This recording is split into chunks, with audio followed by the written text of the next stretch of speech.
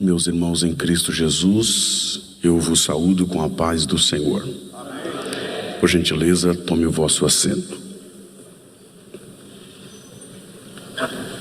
Queridos, antes de ler o texto que Deus confirmou em meu coração, permita-me falar da minha alegria pelo privilégio de poder servir a nossa igreja, nossa casa, falar da minha elevada honra pelo privilégio de poder falar, verbalizar a palavra de Deus aos vossos corações.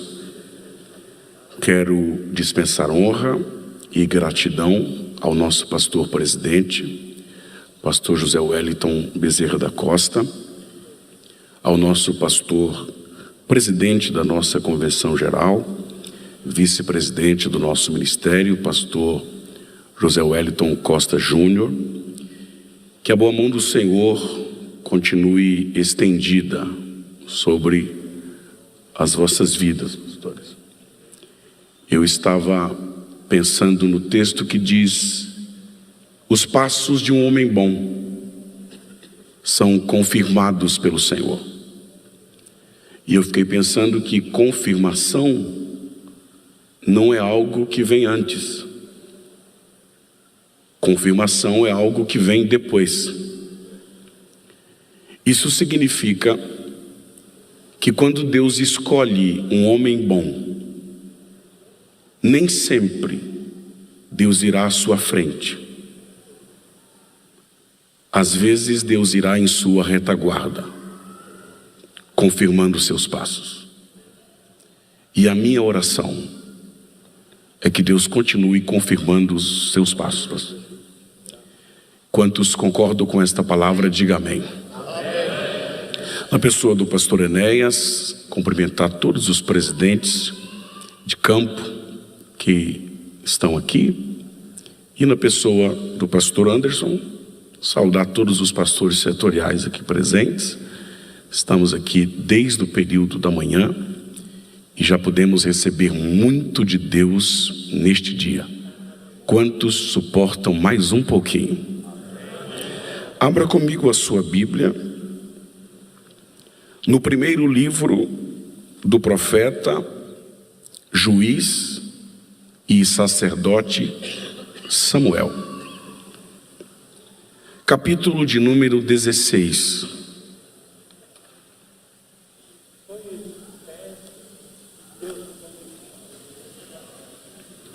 Primeiro livro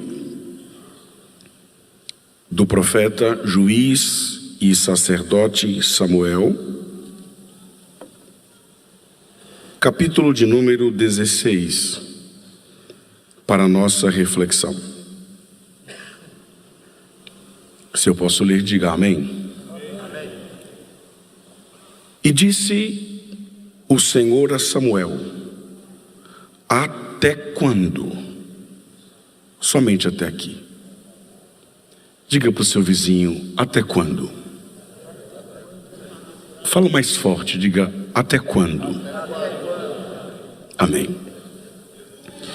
O texto é conhecido, está contextualizado com a unção de Davi. É bom quando lemos um texto conhecido, porque passamos a conhecê-lo ainda mais. E esse texto, que está contextualizado com a unção de Davi, evidentemente que também está contextualizado com a rejeição de Saul, para que não mais reinasse sobre a nação de Israel. Saul começou bem. No capítulo 10 do primeiro livro de Samuel, Saul foi ungido capitão dos exércitos de Israel. E no capítulo 11, que é o capítulo seguinte, Saul foi escolhido por sorte.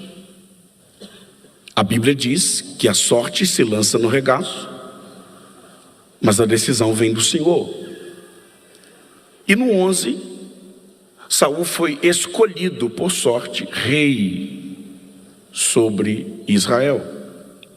E Saul começou bem, e Deus lhe deu muitas vitórias. Havia sobre Saul uma unção de general, de príncipe, de capitão dos exércitos de Israel.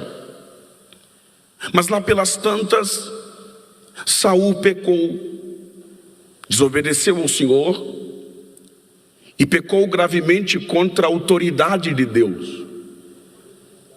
E se tem um tipo de pecado que Deus não tolera, é pecado contra a sua autoridade. E quando Saul pecou contra a autoridade de Deus, Samuel lhe disse assim: porquanto rejeitastes a palavra de Deus, Deus te rejeitou. Porque quem rejeita a palavra de Deus será rejeitado pelo Deus da palavra. Pelo que rejeitastes a palavra de Deus, hoje Deus também te rejeitou. Aonde não tem palavra de Deus, também não tem o Deus da palavra. E o texto diz que quando Saul pecou, confrontado por Samuel, ele diz: pequei. De fato, Saul reconhece que havia pecado. Mas o texto diz claramente que quando Saul olha para Samuel e diz pequei, ele diz: honra-me, porém, só mais uma vez diante do povo. Observe que Saul está em pecado, mas quer honra. Saul está em pecado, mas quer púlpito. Saul está em pecado, mas quer aplauso. Saul está em pecado, mas quer microfone. Tem muita gente que está sendo honrado aí, mas está em pecado. Honra não é diploma de santidade. Observe que Saul está dizendo: eu aceito perder a presença, eu aceito perder a unção, eu aceito perder o Espírito Santo, só não aceito perder a honra, só não aceito perder o trono, só não aceito perder o palácio, só não aceito perder a coroa, só não aceito perder o cetro. Saul está dizendo: pequei, pecou, então faz o seguinte: tira a presença, tira a unção, tira o Espírito, só não tira a honra, só não tira o trono, só não tira o palácio, só não tira a coroa. Conheço outro rei que também pecou, mas quando pecou disse: tira o trono, tira a coroa, tira o palácio, só não tira de mim o teu Espírito Santo. Porque presença vale mais do que trono, presença vale mais do que coroa. Samuel se deixa levar pela amizade, Samuel se deixa levar pelo carinho que sentia por Saul, e o honra no meio dos anciões e diante do povo, mesmo estando em pecado. E o texto diz que então Samuel volta para Ramá e sentia pena de Saul. A palavra pena aqui quer dizer chorar, lamentar. Samuel volta para Ramá e em Ramá ele chora, sofre, lamenta pela queda de Saul. Aí o texto diz: então disse o Senhor a Samuel: até quando terás pena de Saul. Observe os senhores, que o que Deus está censurando aqui não é a pena. O que Deus está proibindo aqui não é a pena. Porque quando um Saul cai, a gente chora mesmo. Quando um Saul cai, a gente lamenta mesmo.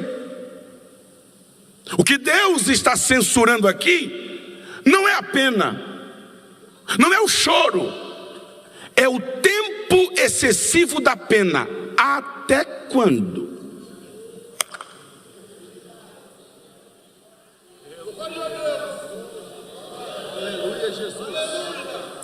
É o tempo excessivo do choro. Até quando? Chorar pode, lamentar por quem caiu pode, ter pena de quem caiu é permitido. O problema aqui é o tempo. O tempo de chorar por Saul já tinha passado, de maneira que Samuel deveria imediatamente interromper o choro por Saul. E a pergunta é: por que Samuel deveria parar de chorar por Saul? Simples. Porque o choro de Samuel por Saul era inútil. Não adianta chorar por Saul. E a pergunta é: Deus, por que chorar por Saul é inútil? Simples. Quem o rejeitou foi eu. Não foi o povo, antes fosse. Não foi a massa, antes fosse.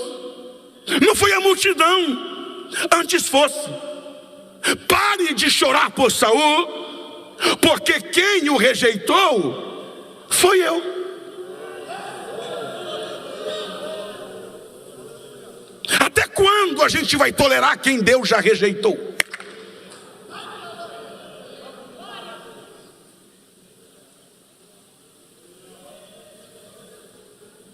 Quando Deus escolhe, está escolhido. Quando Deus levanta, está levantado.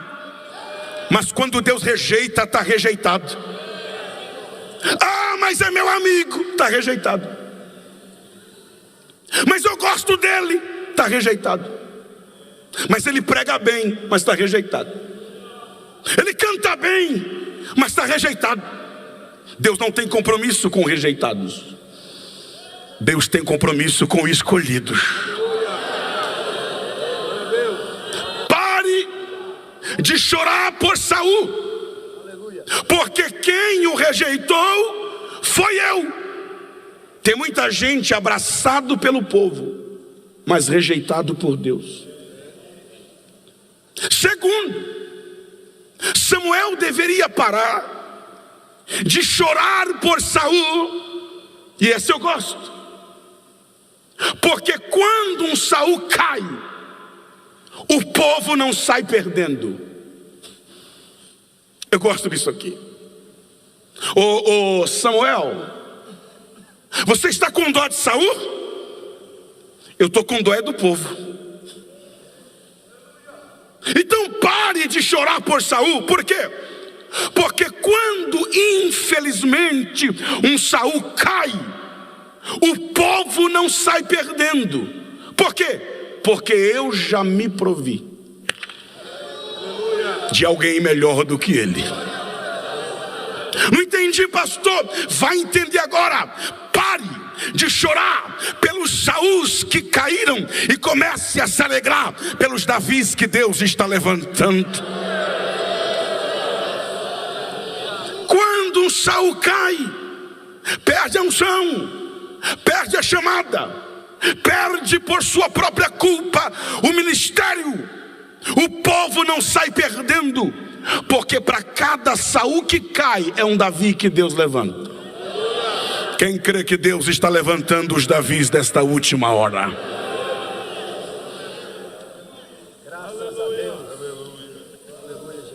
pare de chorar por Saul, porque eu o rejeitei e porque eu já me provi de um rei. Diga forte: me provi. A expressão me provi quer dizer provi para mim. Vou melhorar. A expressão me provi quer dizer escolhi para mim. Porque Deus está dizendo escolhi para mim, simples. Porque Saul, Deus escolheu para o povo.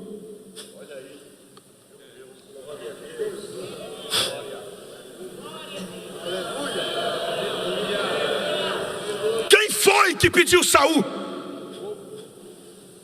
Quem foi que clamou por Saul? Então Deus escolheu Saul de acordo com a vontade do povo. É por isso que Saul era alto, porque o povo gosta de alto.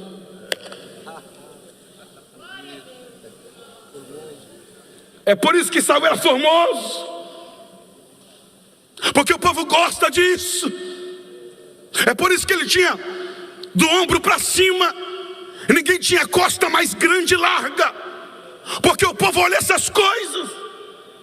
Então quando Deus quis escolher alguém para agradar o povo, escolheu Saul. Mas quando escolheu alguém para mim, ele disse: não atentes para a sua aparência e nem para a sua altura.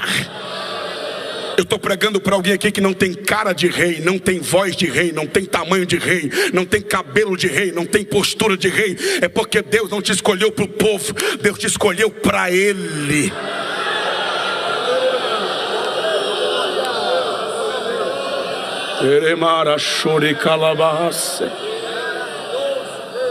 Saul é um rei segundo o coração do povo. Davi é um rei segundo o coração de Deus. Vai, porque eu escolhi para mim. Enche o teu vaso de azeite e vem. Não é vai, é vem.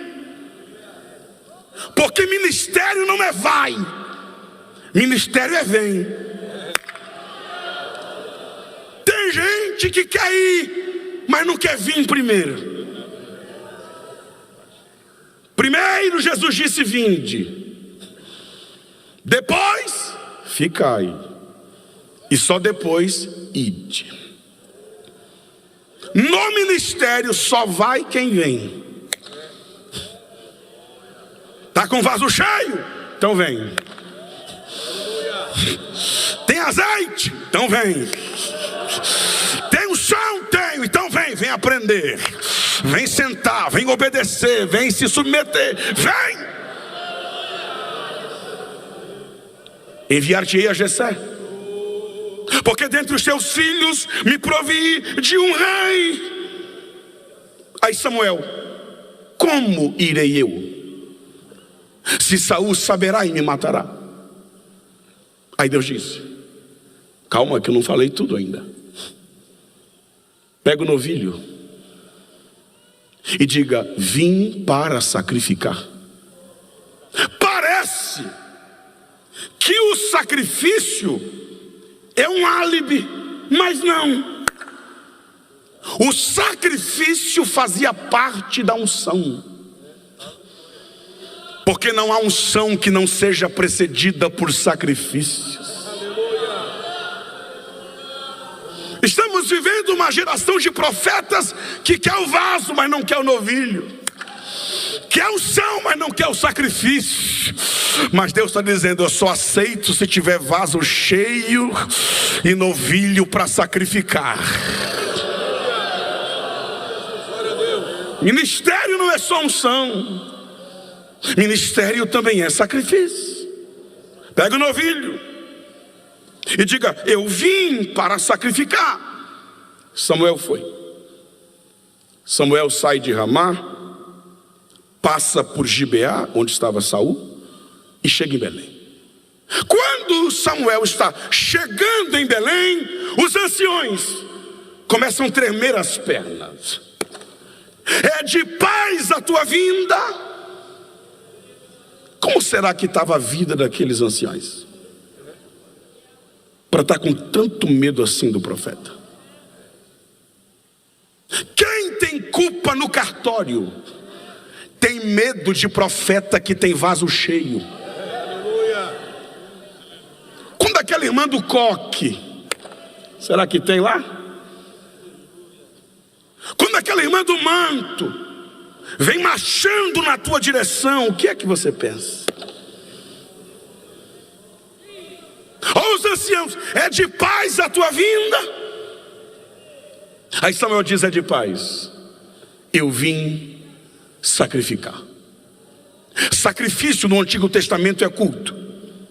Samuel está dizendo: é de paz. Eu vim para o culto. Porque quem vem para o culto tem que vir em paz. Tem gente que vem para o culto, mas vem brigado. Vem para o culto, mas traz a inveja, traz o ciúme, traz a contenda, traz a discórdia. Ei, quando vier para o culto, venha em paz. Porque culto é lugar de paz. É claro que é de paz. Eu vim para o culto, eu vim sacrificar. Samuel chama os filhos de Jessé para o sacrifício. Sacrifício é o quê? Sacrifício é o quê? Culto. Vinde comigo ao sacrifício. Como quem diz: vem comigo para o culto. Guarde isso. Fez Jessé entrar o seu filho Eliabe. Quando Samuel viu Eliabe, ele pegou o vaso, se levantou e disse: certamente. Observe a expressão certamente. Está diante do Senhor o seu ungido. Ei, quando Samuel viu Eliabe, ele tinha certeza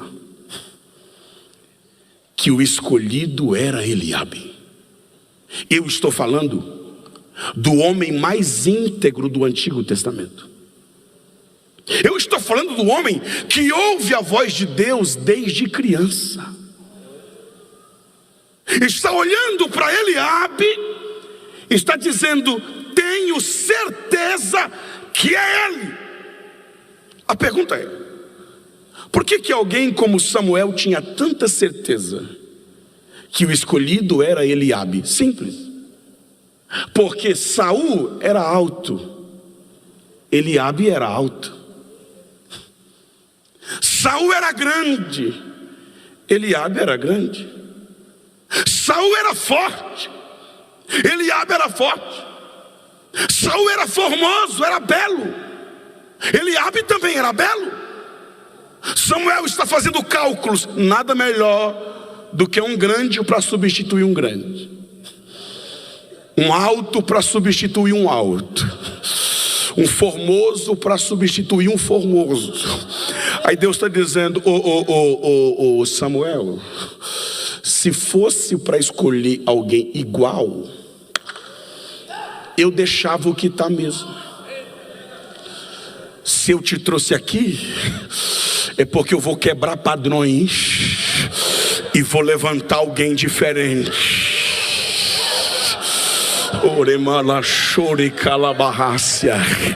Você não precisa ser igual Saul.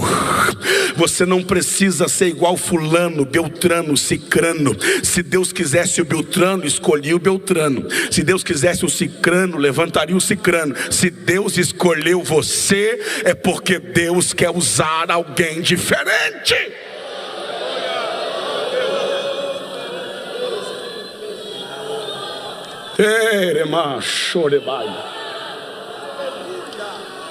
Aí Deus vai argumentar, e o argumento de Deus não deixa brechas. Deus diz: porque eu não vejo como vê o homem.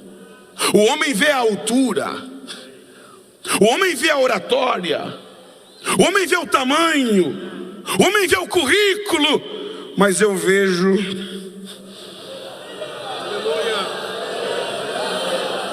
o coração.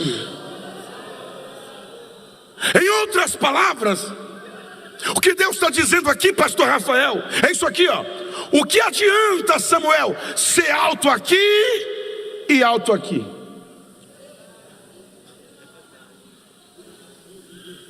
O que adianta ser grande aqui e grande aqui? Eliabe é aquele tipo de crente que tem tudo para ser, mas não é. Não tem gente que a gente olha assim, tem cara de rei, tem jeito de rei, tem tamanho de rei, ele tem tudo de rei, mas o coração...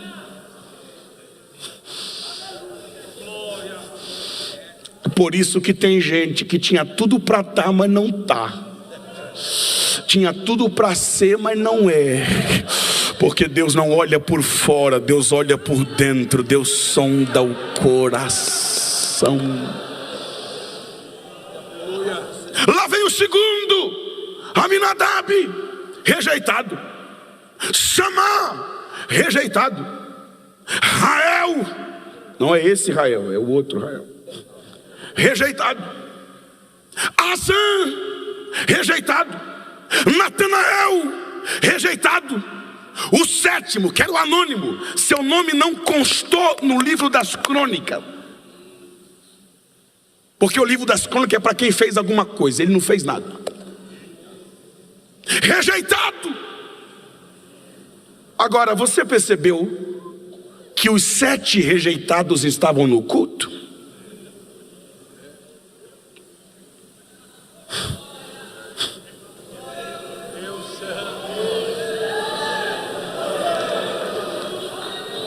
Vou dizer de novo, os 7 rejeitados estavam no culto. E você reparou que o aprovado não estava no culto? Meu Deus. Como é que Deus reprova quem está no culto e aprova quem não está no culto? É que Deus não te escolhe pelo que você é no culto, Deus te escolhe pelo que você é lá fora.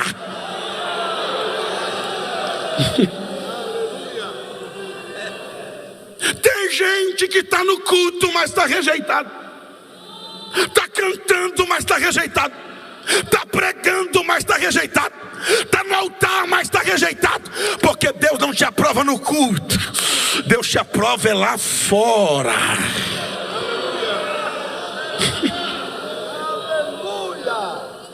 Glória a Deus. Provoque o seu vizinho e diga assim: Deus não quer saber como você é no culto.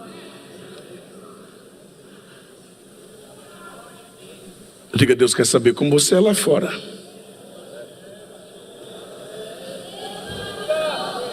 Acabaram-se os seus filhos? Não. Tem um que não está no culto. Tem um que não está pulando. Tem um que não está sapateando. Tem um que não está levantando a mão, dando glória. Tem um que não está no culto hoje. Está não? Está onde? Lá no campo. Fazendo o quê? Cuidando. Cuidando de quê? De ovelhas. De quem? Do Pai. Já gostei. Aleluia. Estou apaixonado por ele. Por quê? Porque quando Samuel achou Saul, Saul estava fazendo o quê? Procurando as jumentas do pai. Se Saul estava procurando, é porque perdeu. Se perdeu, é porque não estava cuidando. Se não estava cuidando, estava fazendo o quê? Agora, Davi não estava procurando. E não estava procurando porque não perdeu. E não perdeu porque estava cuidando. Tem gente que não sabe cuidar nem de jumenta. e quer cuidar de igreja.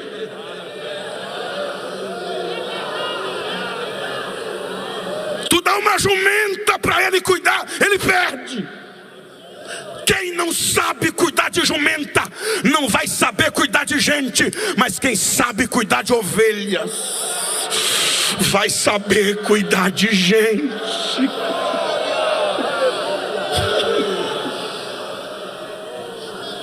Tá no culto não? Tá não. Tá no campo, cuidando das ovelhas do Pai. Por quê, pastor? Porque uma atitude sua lá fora vale mais do que 10 mil glória a Deus teu aqui dentro. Ainda falta o menor. Está no campo cuidando das ovelhas do seu pai. Aí Samuel diz: manda chamá-lo, porque não nos assentaremos à mesa sem que ele venha. Observe que Deus não escolhe no culto. Deus não tem que se agradar de nós no culto. O culto é importante, mas quando Deus escolhe, Ele escolhe pelo que você é lá fora. Mas sabe o que é tremendo? É que Deus escolhe lá fora, mas honra aqui dentro. Deus me trouxe aqui para dizer para alguém que eu não sei quem é: se Ele te aprovar lá fora, Ele vai te honrar aqui dentro. Porque o nosso Deus escolhe fora do culto, mas unge no culto, consagra no culto, honra no culto, levanta no culto. Manda chamá-lo. Ninguém se assenta à mesa enquanto ele não chegar. Fê-lo entrar Davi. Era ruivo, belos olhos e gentil presença. Essa expressão gentil presença na Septuaginta é traduzida assim: era ele ruivo, olhos claros e as maçãs do seu rosto eram rosadas. Pense no menino franzino, ruivinho, das bochechas rosa. Quando Davi entrou, sentado Samuel estava. Sentado Samuel ficou. Mas o problema é que quando entrou Eliabe, ele se levantou para ungir. Mas quando entrou Davi, ele ficou sentado para não ungir.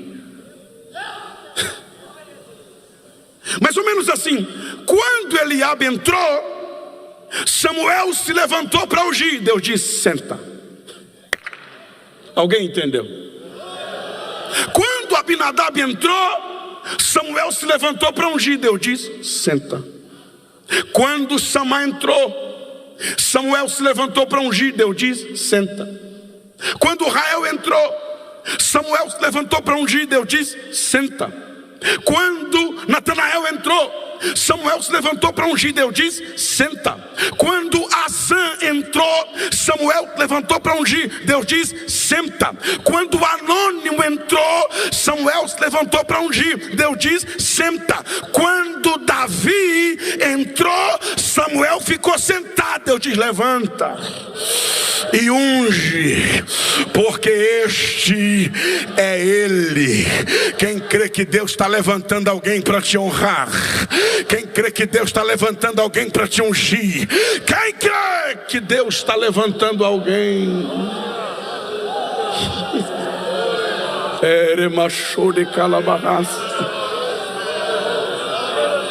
Só dá glória quem tem. Só tem quem recebeu. Só recebe quem crê. Quem crê que Deus está incomodando alguém, levantando alguém. Levante as suas duas mãos aos céus e dê um brabo de glória a Deus. Tem alguém sentado ao teu respeito, mas Jeová vai levantar. Levanta e unge, porque este é Ele, porque este é.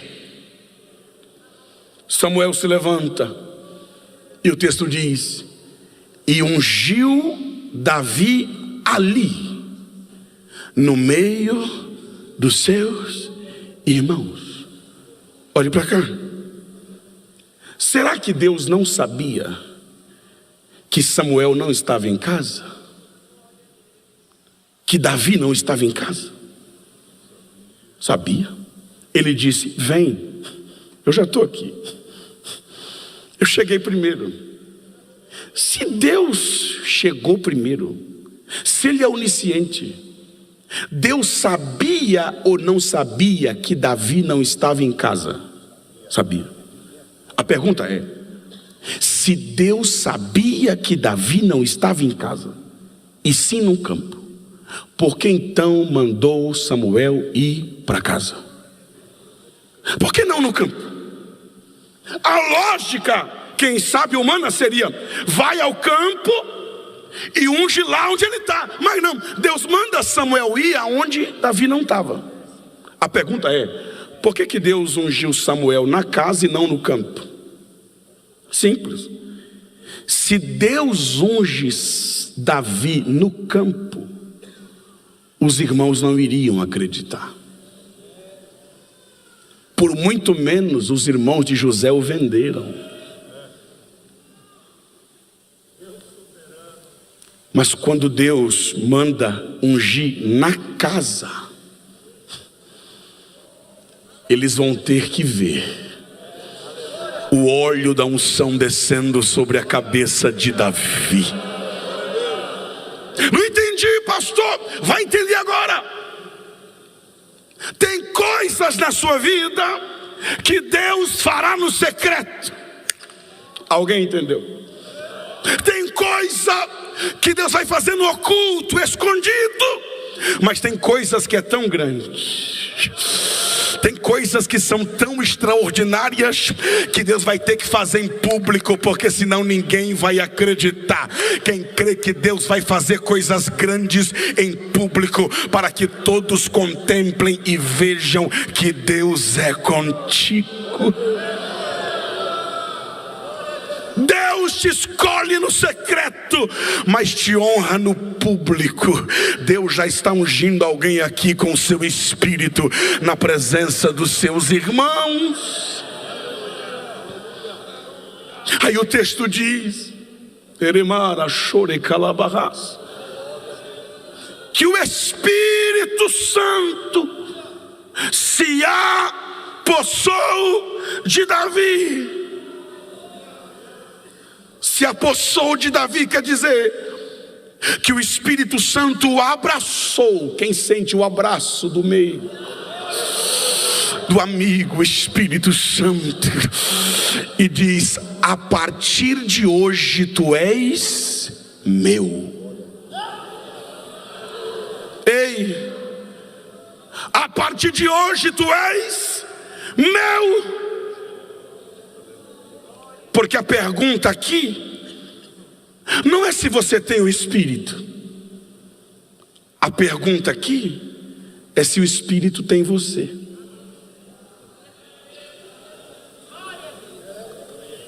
Porque tem gente que tem o Espírito, mas o Espírito não tem ele, não domina ele, não direciona ele.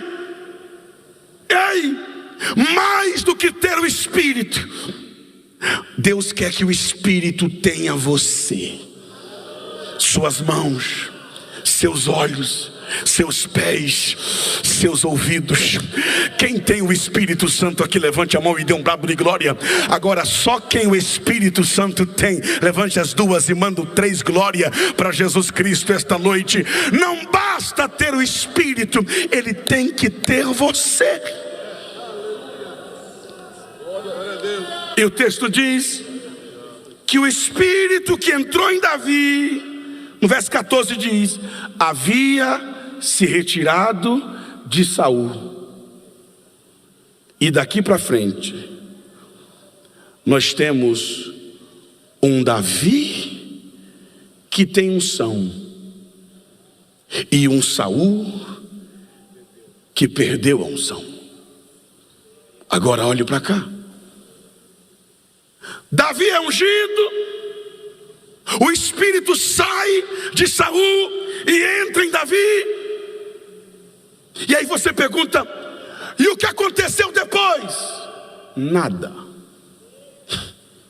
Como assim nada, pastor? Davi voltou para o pasto. Aleluia. E Saul voltou para o trono. Eu vou repetir isso aqui. Mesmo ungido, Davi volta para o pasto. E mesmo sem unção, Saul volta para o trono. Porque nem sempre quem perde a unção perde o cargo. Nem sempre quem perde a unção perde a cadeira. Tem gente que já perdeu a unção faz tempo e está só com a cadeira.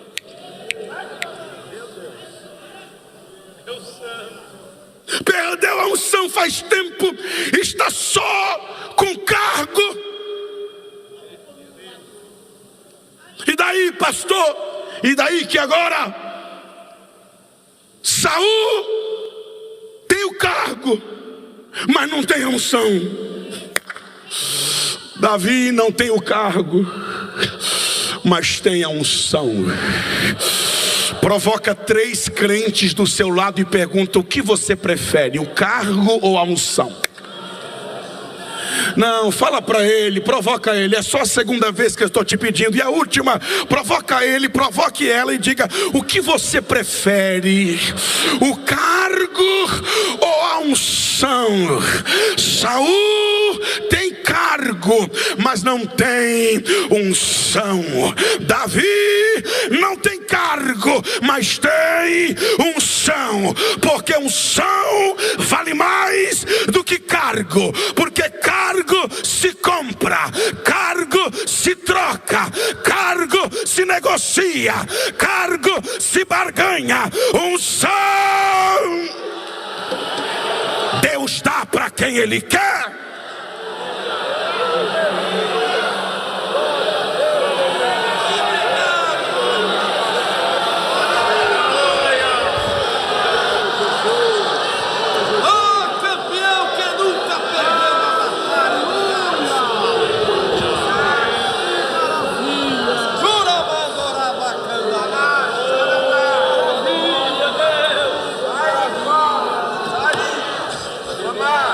Aleluia, glória a Deus. Meus amados, agradecemos a Deus pela mensagem que nós ouvimos. E enquanto estamos recebendo essa mensagem, nós começamos a entender determinadas atitudes do Senhor Deus.